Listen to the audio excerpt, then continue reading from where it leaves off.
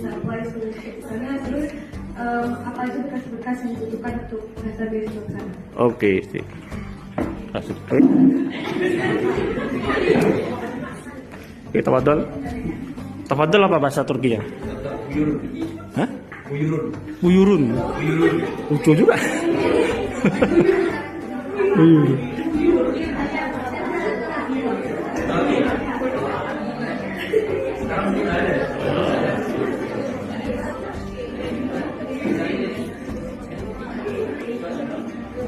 Bahasa Spanyol. Ini bahasa Portugis ya. Bahasa Turki.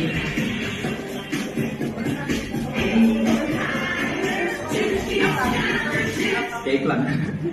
Apa iklan sebenarnya? Ini beasiswanya kebetulan ini pas di net tadi ya. Ini beasiswanya baru dibuka emang. Berapa hari yang lalu, tak kalau salah. Tanggal 10 ya. Ada yang ikut sih? Ini beasiswanya memang beasiswa memang full dari tiket, dari biaya hidup, uang jajan, asuransi kesehatan dan lain. Untuk syarat yang pertama yang pasti itu kalau yang udah lulus, ini kalian belum lulus berarti cukup kasih surat keterangan lulus. Ya. Surat keterangan lulus. Yang kedua transkrip semester transkrip nilai semester 1 sampai 5. Setelah itu yang wajib. Oh enggak ada yang wajib. KTP. Kalau belum punya KTP bisa pakai akte. Ya. Kalau ada yang udah ada paspor lebih bagus. Gitu. Habis itu yang lain surat rekomendasi minimal 1. Abang dulu cuma minta sama Ustaz Hamdun. Lebih gitu. Yang 2016 abang minta Ustaz Hamdun, Ustaz Baharus sama wali kota semua yang minta. Dan belum rezeki ya, berarti bisa kita lihat bukan dinilai dari situ juga, tapi minimal 1 gitu. Cukup 1 aja cukup. Yang memang yang paham, yang mengetahui kita itu gimana gitu. Habis itu yang lain sertifikat pendukung, misalnya kayak kemarin abang ambil jurusan yang berhubungan sama desain tata kota, ambil perencanaan wilayah dan tata kota. Abang masukin sertifikat yang sesuai dengan itu, misalnya abang juara poster, juara kaligrafi, maksudnya itu. Kalau pokoknya di bagian sertifikat itu kalian masukin aja semua sertifikat apa yang kalian dapat, mau itu seminar, pokoknya sepenuh mungkin gitu. Itu tips dari abang. Itu aja mungkin berkasnya yang wajib. Nanti kalau ada kurang-kurang nanti bisa kita sharing gitu untuk kita mungkin bisa kita isi sama. Jadi gimana cara kita punya mental untuk kuliah di luar negeri gitu, kan kita tuh kayak masih punya bahasa yang berbeda-beda gitu, bahasa Inggris, bahasa Arab atau bahasa apapun.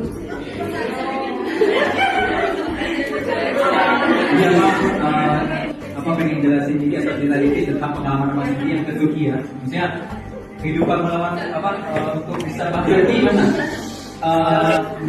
Kita memang harus bisa bahasa Turki ya. Pertama, abang kalau ngomong bahasa Inggris bisa lah, bisa untuk hidup di jalan bisa. Maksudnya udah gak tersesat di jalan gitu.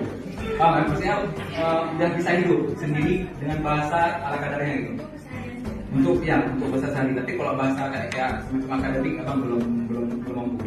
Tapi untuk kayak sehari-hari itu paham, ngobrol apa gitu paham. Ini yang di Turki. Yang di Turki abang masuk kursus bahasa Turki selama 1 tahun. Pertama masuk belajar dari huruf A, B, C sampai Z-nya Turki. Bahasa pengantar di kelasnya pakai bahasa apa ya? Turki. Iya, pakai bahasa Turki. Jadi masuk kelas tiba-tiba dosen guru yang tadi itu langsung ngomong bahasa Turki. Kita kan kebingungan juga kan. Bahkan yang orang-orang Palestina, ada orang Sudan, orang Afrika, orang lain-lain itu mereka bingung. Ini pakai kita kan baca bahasa Turki tapi kok pakai bahasa Turki juga diajarinnya. Kita kan pakai bahasa Turki. Tapi ada efeknya situ. Efek yang paling besar itu karena ada keadaan terpaksa.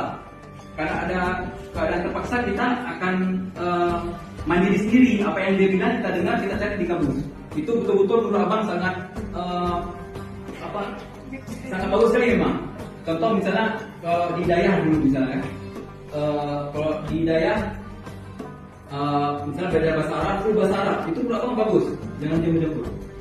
Karena dari situ kita akan ada rasa terpaksa dan harus bisa memang. Kalau abang lihat karena itu semua orang yang belajar bahasa Turki di kelas akhirnya bisa selama setahun. Jadi karena ada keadaan terpaksa.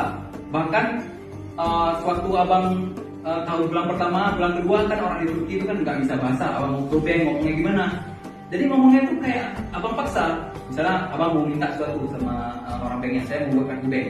Ngomongnya gini, abang sebelum dari rumah, abang pas mau ke itu abang siapin, abang tulis di kertas. Ben bangkar kartu, japak setir abang tulis itu. Pas sampai sana, lain cerita, kan kamu kita baca ya, abang apa ya? Sampai sana, Ben bangkar, jamak, kayak udah ambulan dulu lah, di luar lucu lah kayak ceritanya.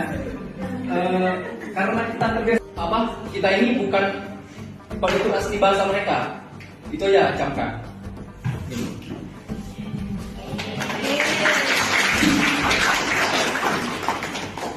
Dan lagi ya, mumpung ada orangnya.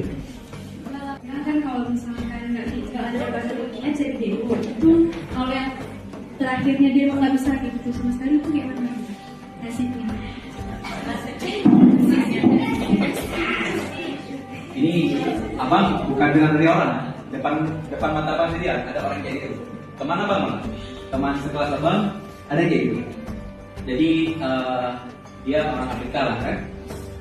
Orang Afrika dia ujian terakhir, jadi untuk kita ada level A1, B1, A1, A2, B1, B2, C1. Jadi dia ini nggak lewat C1. Kan ada ujian yang terakhir, ujian C1 itu ujian yang paling tingginya. Dia nggak lewat. Udah karena nggak lewat, dia disuruh ikut ujian lagi tetap nggak lewat. Karena dia nggak lewat, dosennya kasih kemudahan, suruh bawa PR. Dia pun kayak orangnya kayak malah gitu juga kan. Kalau menurut apa kan? Belajar bahasa itu kalau kalian yakin, kalian pede, kalian akan bisa, memang betul bisa. Tapi kalau cerita kawan abang nih, dia memang kayak nggak ada kemauan kayaknya. Kemauan ada, cuma kayak kurang motivasinya mungkin. Kan? Jadi karena dia udah nggak bisa juga, beasiswa dia dipotong. Udah beasiswa dipotong artinya dia harus bayar uang sendiri dan mahal. Jadi pilihannya yang belajar pakai duit orang tua kirim atau pulang. Akhirnya dia lagi cerita dia kebetulan sudah dapat KTP-nya Presiden Perpindahan sudah dapat bakal kan KTP. Dia bangun bisnis kan. Kayaknya memang bisnis. Kondisinya abang pernah tahu juga. Kondisinya bagaimana dia sekarang entah kemana nggak tahu juga. Masuk sukses nggak juga karena yang bisa dapat hasil permit atau izin tinggal itu hanya untuk pelajar. Untuk orang luar orang asing atau orang luar dari Turki itu nggak dapat bisa kerja. Itu kesulitannya. Jadi kan dia sekarang karena 4 tahun udah habis, mau dia perpanjang udah nggak bisa karena dia bukan statusnya pelajar. Berarti pertanyaan kedua. Atau juga ada yang mahasiswi kita sekolah dengan apalagi orang Turki gitu kan Eropa juga. Selat Eropa dengan Asia. Orang bilang nih yang ada materi secara sejarah, secara fakta itu mau Eropa ada, sisi Eropanya ada, sisi Asianya ada, pas sekali.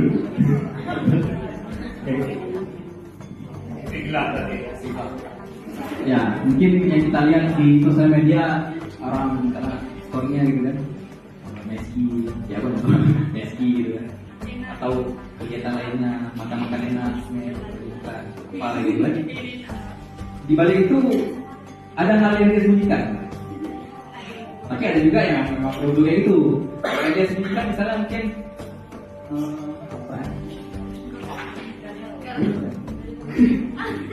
oh tadi ini tergoda. Kalau abang pribadi, abang tergoda. Apalagi mungkin kalian tahu juga, abang juga tahu juga. Artinya jumlah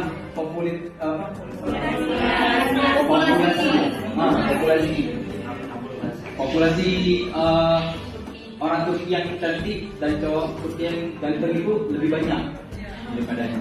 Betul. Jadi kita jalan cantik, kita lihat jalan cantik. Pakaiannya kayak gini. Ada yang jilbab, ada yang tank top, yang kita bilang dan sebagainya.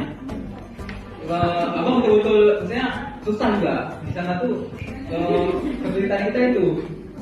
Misalnya apa? Lagi belajar misalnya. Ada teman di kelas, dia pakainya gimana gitu. Ya kita terganggu ya. Terganggu. Tapi tetap harus bisa dikontrol gitu. Paham nggak? Jangan sampai tiba-tiba. Yang di kelas tuh acaranya ada kan? Itu yang berjilbab ada juga. Ada. Presentasi yang berjilbab sama enggak gimana? Presentasi yang berjilbab itu mungkin 30%. Itu lebih banyak enggak? Ya. Yang enggak ini modelnya gimana? Ada yang ketat. Ada yang apa? Celeng.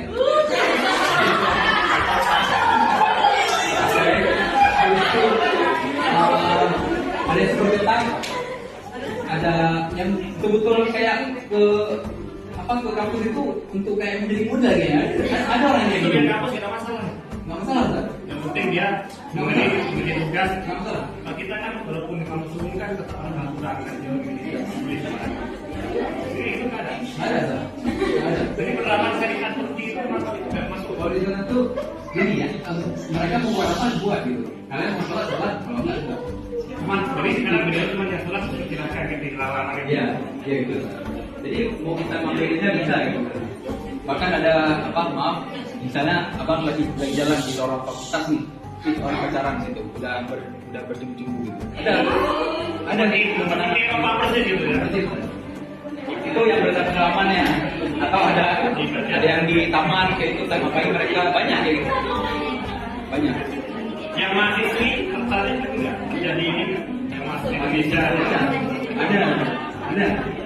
Ada misalnya beberapa kawan abang yang mahasiswi gitu tergoda, bentar-bentar gonta-ganti pacar. Dan belum tahu kita orang Turki gimana kan? Maksudnya kita nggak tahu apa di luarnya gitu. Memang itu sih yang paling berat menurut abang. Karena banyak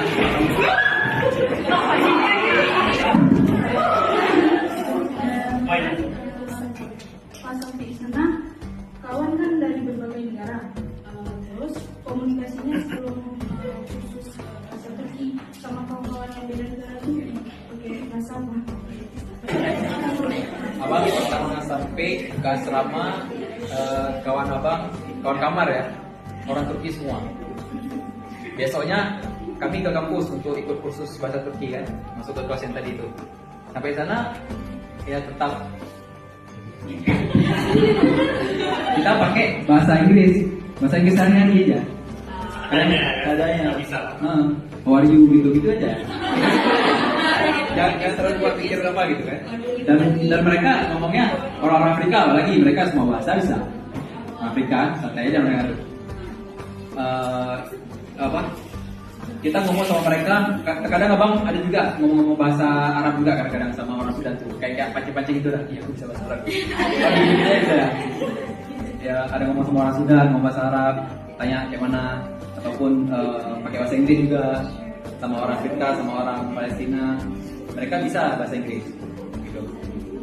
Ngomongnya berarti pakai bahasa Inggris untuk awal-awal ya. Nah, nanti pas sudah seminggu pertama bahasa Turki ya, kami nggak ngomong bahasa Inggris, kami sama-sama tahu kita ini lagi belajar bahasa Turki, kami stop ngomong bahasa Inggris, fokus ke bahasa Turki dan seterusnya. Nah, saya negara-negara konflik ya, maksudnya negara konflik lagi ada perang, ada mutasi mereka gitu ya, Palestina, Suriah, Iran, Irak, Afghanistan ya. Untuk Palestina, mereka sekarang gini saudara, misalnya anda lihat kan, ada orang Palestina atau orang Suriah atau orang negara yang konflik itu, ada yang hidupnya hedon juga. Tapi ada yang berkasihan kita lihat. Memang. Setelah anda lihat, misalnya kayak di Suriah, itu orang Suriah ada yang betul-betul yang abang tahu ya, yang Suriah bagian atas ya saat yang ada konfliknya, dekat-dekat Halep itu kan. Tapi kalau Suriah bawah itu mereka Dekat Turki berarti ya? yang bermasalah itu yang dekat Turki. Di sana udah ada ISIS, udah ada orang Kurdi kan PKK istilahnya teroris di Turki ya. Jadi PKK itu dia membangun wilayah kayak game kayak gam ataupun yang di Papua OPM gitu kan. Jadi mereka rekrut lah. Mereka bilang, maksudnya ada kawan yang bilang di pas bilang pakai ini. Saya kebetulan teman-teman yang di kelas dia kebetulan medik gitu, ambil jurusan S2 medical gitu, perawat kan. Jadi dia sebelum ke Turki dia memang tugasnya itu tugas yang ambil orang, sama senang tembak dia bawa ke ambulans, memang itu dia tugasnya.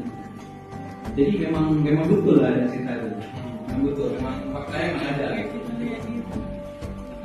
Setelah itu perjalanan dia sekarang udah sukses itu, sudah saya nyangka. Enggak, ke Dubai kerja. Namanya Marwan.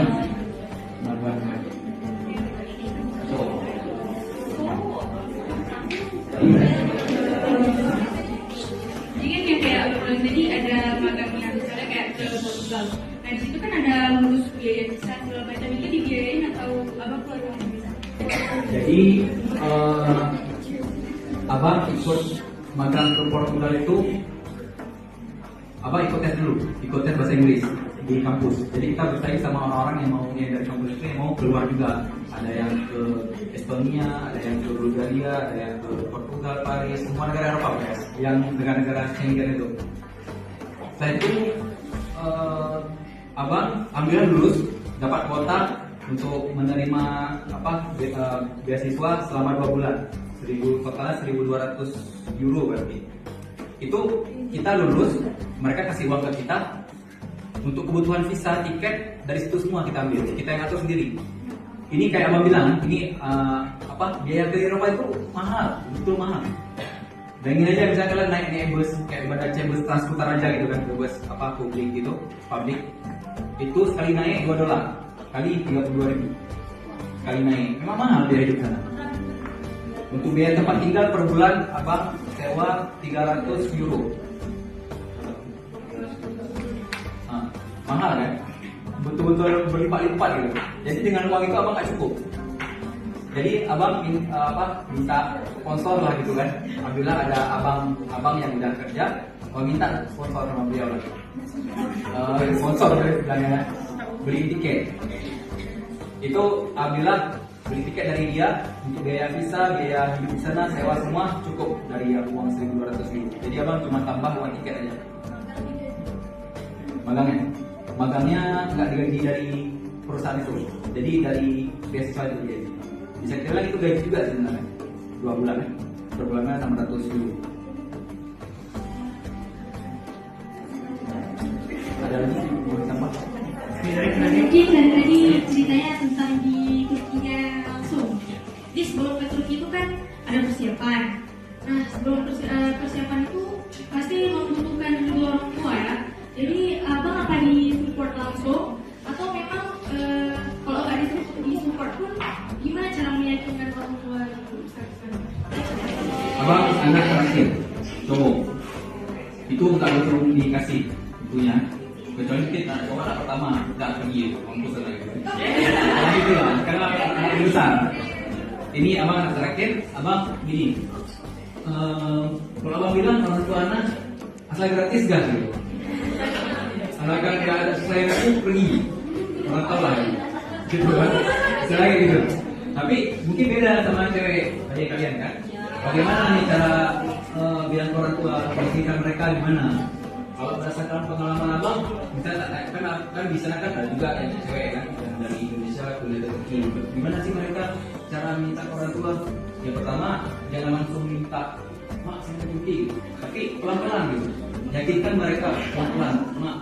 Misalnya adik punya cita-cita dulu ada program beasiswa dan bilang aja misalnya di Turki sebenarnya itu negara yang aman gitu dibandingkan negara Eropa lainnya. Orang di sana tuh kalau jahat buru-buru, jahat baik-baik gitu kan. Dan pokoknya yakinkan aja ke mereka seperti itu, pelan-pelan. Visi misinya apa? Mak ini kan beasiswa udah nggak bisa lagi, nanti ini kan juga jadi prestasi bagi adik, masih lah kayak ngomong pelan-pelan ke orang tua, bikin aja yakin Tapi terkadang ada juga yang udah kita berusaha untuk minta ke orang tua tapi tetap nggak dapat izin ya. Itu yang gimana kita bilang ya nggak ada ridho dari orang tua, nggak bisa ya. Udah berarti. Tapi tetap usaha dulu, teori tadi ya. Coba aja. Pertama, kenapa harus tata kota sedangkan ada arsitekturnya? Kenapa kan tidak? Terus yang kedua, apa jitu-jitunya untuk masuk tata kota? Untuk kami orang awam yang pengen masuk tata kota.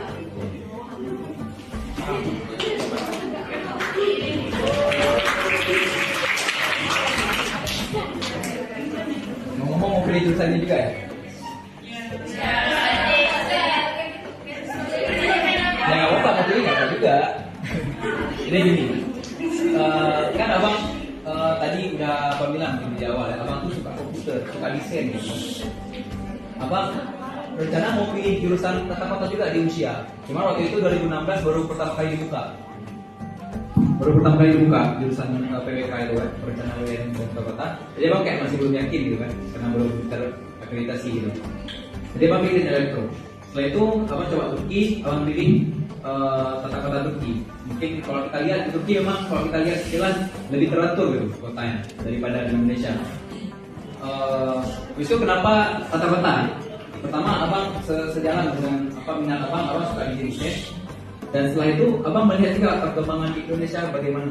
Contoh waktu itu 2016 atau 2015 isu-isu IKN udah mau dibangun.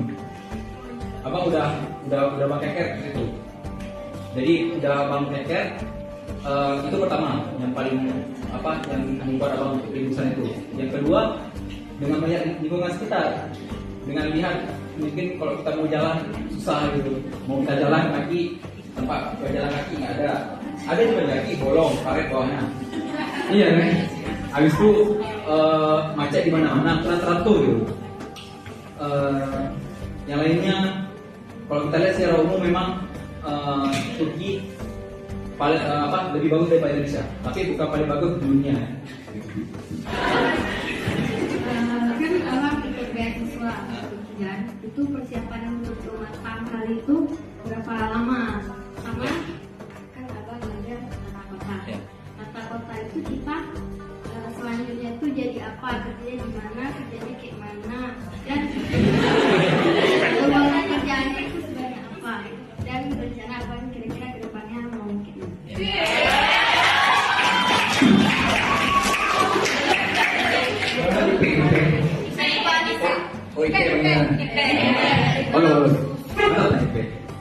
Ini kota.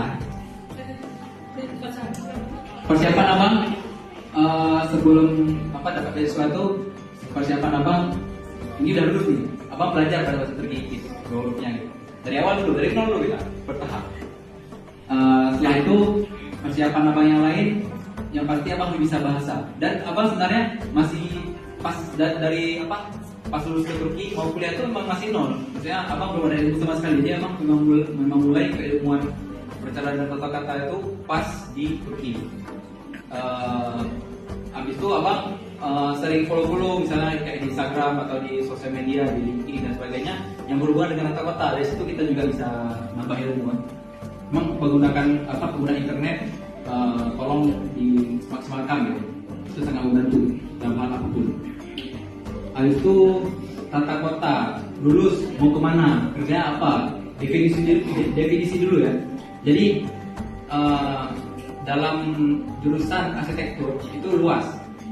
Ada yang dari terluas dulu ya, perencanaan dan tata kota. Kita itu mendesain tata letak, misalnya di sini gedung, di sini rumah, di sini rumah sakit, di sini taman dan sebagainya kan. Setelah itu masuk ke ruang lingkup lebih kecil, arsitektur, ke rumah. Ke rumah itu arsitek yang biasa kita dengar, dia mendesain rumah, mendesain bangunan. Di dalam itu ada desain interior. Dia mendesain khusus untuk interior, untuk yang di dalam. Setelah itu ada dalam lagi, desain produk namanya. Desain produk, desain meja, desain bangku dan lebih ke perabotannya lah, gitu. Jadi itu tingkatan yang di jurusan ini. Kalau yang jurusan Abang ini, jadi kita merencanakan di ruang lingkup yang lebih besar. Dan itu tentunya membutuhkan tim yang besar juga. Karena mainnya itu dari 5 hektar mungkin sampai jutaan hektar main proyeknya. Nanti kalau udah lulus mau kemana, masuknya ke bagian konsultan. Maksudnya konsultan, contoh tahu PUPR nggak? PUPR itu yang Menteri Basuki, nggak tahu ya? Jadi itu Menteri PUPR itu Kementerian Perumahan Pekerja Umum gitu kan. Jadi dia tuh yang buat pekerjaan, yang buat desain, yang IKN, yang Ibu Kota Baru Negara Indonesia itu mereka ada pegang juga proyeknya. Jadi mereka pegang proyek untuk skala tata kota itu. Dan habis itu di jurusan tata kota ini sebenarnya kita bisa banyak hal karena di dalam itu kita bukan hanya belajar tentang desain, kita belajar ekonomi, belajar sosial, belajar ekonomi sosial. Habis itu pemetaan yang dimaksud istilah ada kalau di kuliah itu ada GS namanya, Geographic Information System. Jadi kita mendata semua pemetaan yang ada, fungsi-fungsinya apa aja dan sebagainya. Jadi banyak ruang lingkupnya bisa kita ambil. Makanya ini kalau mau misalnya Abang lanjut S2, Abang bebas mau kemana? Mau ke arsitektur bangunan bisa, mau ke lanjut ke tata kota bisa, ke GS tadi bisa, ke pemetaan, mau ke abang sebut tadi bisa semua. Karena dia belajarnya tuh banyak bagian. Jadi kalau udah S2 semakin juru sebagainya. Ada yang belum bilang? Oh ya, ini abang baru lulus kemarin Agustus sampai ke Indonesia Oktober. Ya, Oktober. Ini abang masih mencari peluang apa yang ada dan mencoba ingin maksimalkan daftar lanjut S2. Mohon doanya.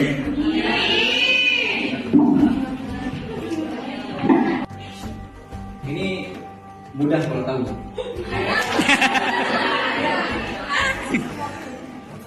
Sebutkan nama panjang Presiden Turki. Itu paling ujung tadi sebelah kiri. Ya.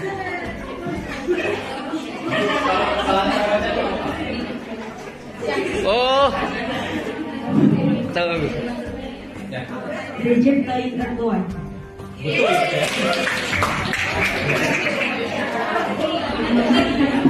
Kita emang nggak ada peluang sama sekali untuk kita tuh bisa dapat apa yang kita mau. Tapi kalau misalnya kita udah coba, mau itu gagal atau sukses, tapi lebih ke ada suksesnya gitu. Peluang untuk suksesnya lebih besar deh.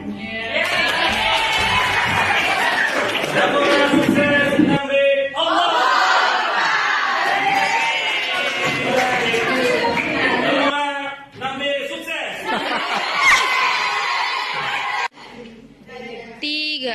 Nomor 6C sukses. Tiga. Nomor